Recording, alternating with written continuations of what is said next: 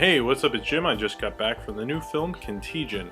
Now, this is the new film directed by Steven Soderbergh and starring a cast of many different people, which includes Matt Damon, Marion Cotillard, Lawrence Fishburne, Jude Law, Jennifer Ailes, Kate Winslet, Gwyneth Paltrow, and Elliot Gould, which was a nice surprise because I like Elliot Gould. This film is, of course, about a virus outbreak. It starts when Gwyneth Paltrow's character, who comes from Hong Kong on a business trip because they're opening a new factory for her company, and she flies back to Minneapolis. She's sick, she gets one of her kids sick, she gets many people sick in the casino she was at, and the virus spreads, panic sets in, and I think you know the plot of a movie like Contagion. Its best quality is absolutely its speed and its pace. The way he shot it, which is very visual, it's strikingly visual, almost like a silent film, which I know I bring silent film up a lot, but he uses that knowledge of just like using visual storytelling to really get his point across about how fast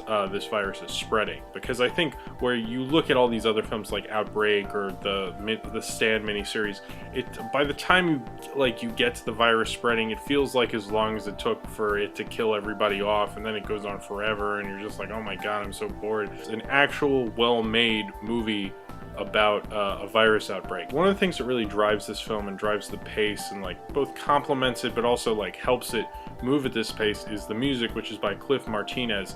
He's actually been doing music for Steven Soderbergh since Sex, Lies, and Videotape. I think it does give it a very current feel and makes it like it could be happening now, which adds to the fear of it, and you do get spooked out, and the music helps with that. What I really like about Steven Soderbergh's cinematography, which I don't know who they credited in the film, he did shoot it, is that every time someone touches a doorknob, it'll focus in on the doorknob for a little bit, or a cup or a credit card, or just a drink, or whatever they happen to touch. So it shows you how easy it is for diseases to spread, which is just, I thought, intensified how creepy germs are, the craziness and the paranoia that happens, and the downfall of society, and the army's providing food for people, and then they don't have enough food, so everyone storms the army trucks regardless if they actually do have food or not.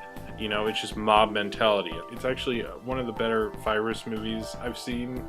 I can't think of anyone that's really better. It's not a movie I've fallen in love with, but I definitely think it's a good movie, and I definitely really liked it, and I recommend it to anyone who's like a germaphobe. And it really brings home the point that viruses can spread really, really fast. Within 30 days, it was pretty much panic had set in. The way the film moves illustrates that point so well. It's both that way to make an exciting film, but also drill home the point that a virus, if there's an outbreak, it can spread remarkably quickly because of air travel and travel in general, and just how many times people touch things, and apparently we touch our faces sometimes a couple thousand times a day, according to what Kate Winslet said. So if you have seen Contagion and you would like to talk about it, then comment in the comments below, and subscribe if you would like to.